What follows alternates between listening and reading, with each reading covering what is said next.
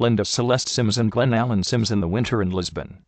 Andrea MohinThe New York Times at Splendid to see the performers of the Alvin Ailey American Dance Theater again. They burst onto the city center theater stage. With heroic vitality, the texture of their dancing is powerful and juicy, brilliant in speed, and marvelous in slowness. You feel as if you've always known them. Watching the first 3 nights of the company's 5-week season, it opened on Wednesday, with the gala reminded me just how fabulously individual the dancers all are. Each is an immediately distinct character. The gorgeous Linda Celeste Sims, strict within her voluptuousness, and her husband, Glenn Allen Sims, with his feats of effortless seeming partnering the amazingly tall 6'4", broad, and long-limbed Jamar Roberts, calmly titanic in presence and power, the ultra-vivid Hope Boykin, whose huge eyes are part of her bold attack, and easy charm Clifton Brown, a cool technical powerhouse. Back after several years with other companies, these are well-known wonders, but it does you good to renew acquaintance with them. These dancers have all been with the company for 15 years or more.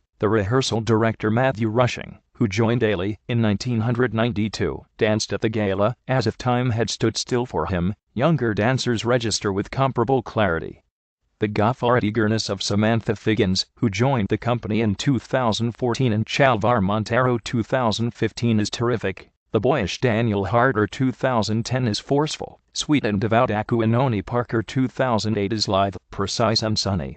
There are many others who dance as if longing to be known.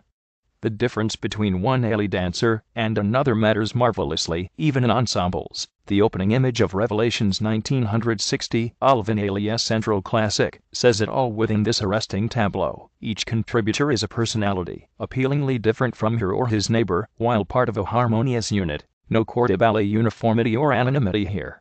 But the difference between the items of the Ailey repertory, other than Revelations itself, matters much less. Each work has its own character. Very few are worth revisiting for their own sakes. Akuinoni Parker and Jermaine Terry, in the Fix Me, Jesus section of Ailey's Revelations.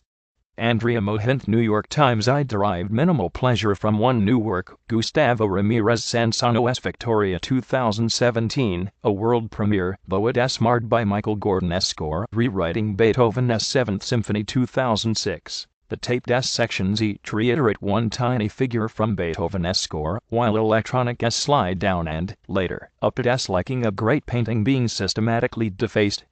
Victoria, a group number, builds up kinetic excitement in a number of ways, not least by shunting groups of dancers purposely around the space. The idiom often resembles or borrows from hip-hop style, with isolated movements of limbs and muscles passing like currents through the body. For that reason, it suffered on Friday by being programmed after Rennie Harris's Exodus 2015, a more wide-developed study in that style. The main fault of Exodus is that it gets stuck in several ruts, but its exposition of hip-hop style has many stylistic marvels, while M.R. Roberts, in its messianic central role, often creates a visionary drama with his skilled control of slow motion and his gentle giant interactions with other characters. Another addition to repertory is Robert Battle's Mass, a 2004 work now joining Ailey repertory. Battle became Ailey's artistic director in 2011. As a choreographer, he has a number of styles. Mass, brightly costumed by Fritz Maston, is helped by being placed immediately after his dissimilar short Ella 2006, which joined Ailey repertory last year. Ella is to Ella Fitzgerald performing Scat on Thursday. It was a happy vehicle for Ms. Figgins and M.R.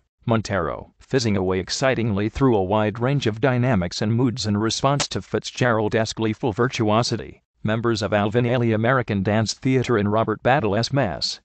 Andrea MohinThe New York Times. Mass, by contrast, is for 16 dancers to an earnest score by John Mackey. Intense, serious, it shows the architectural skill with which Mr. Battle contrasts groups as well as individuals. I find it effective rather than appealing. Different from all these is The Winter in Lisbon 1992, choreographed by Billy Wilson 19,351,994.